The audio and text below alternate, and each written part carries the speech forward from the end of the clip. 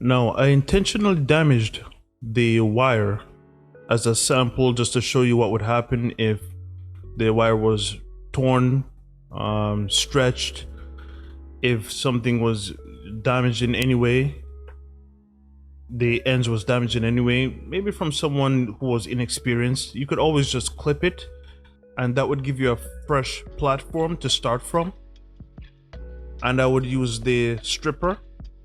I would go about 3 turns to remove the outer protective casing, exposing the wires.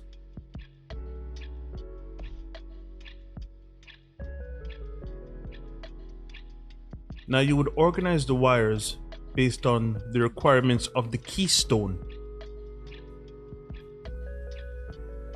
Now, based on the requirements of what you need, whether it's T568A or T568B.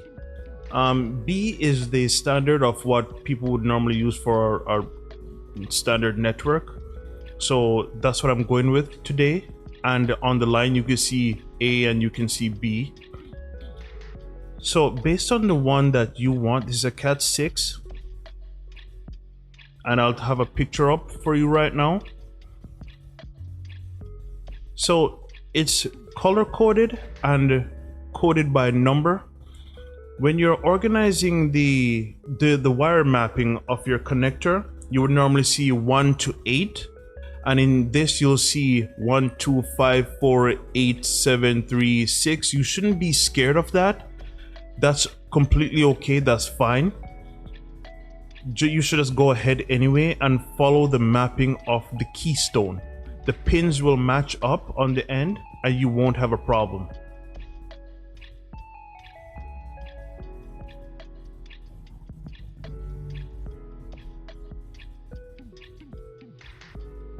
So based on the mapping of the color coding on the keystone itself, I'm inserting the wires, and you should ensure that you fully open the keystone itself. Make sure that you completely open the keystone itself for easy access.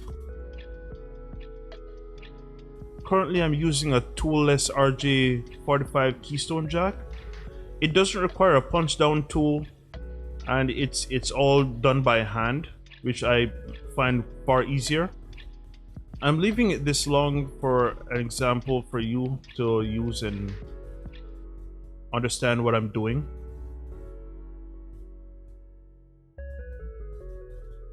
And you have to make sure that it's secure and fastened. Everything is tight and nothing will be pulled out. Okay, now after mapping the keystone, we're going to clip the keystone into the faceplate. There's an area provided in the faceplate for the keystone to be clipped into. I'm showing you right now from the bottom, and then you're going to clip the top in.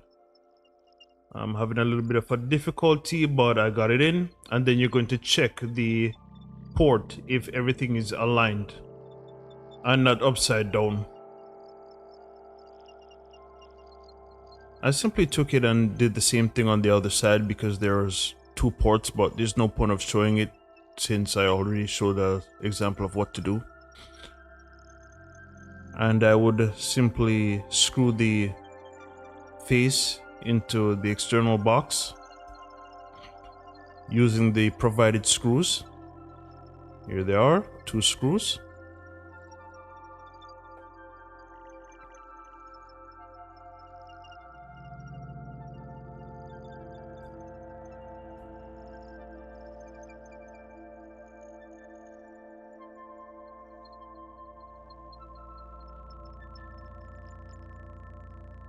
And there's a cover that came with it as well. Watch me fail completely on putting the cover on. Yep, did the same thing again twice. And just like that, smooth, no screws, nothing exposed except for the back. And this would simply be put up, screwed into the wall.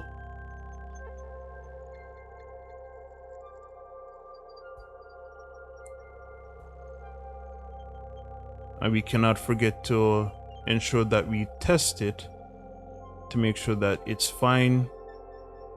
And this is me testing it. Test everything. Ensure that you test everything no matter what, because you do not want to run into an issue of something not connecting properly. Thank you guys for watching.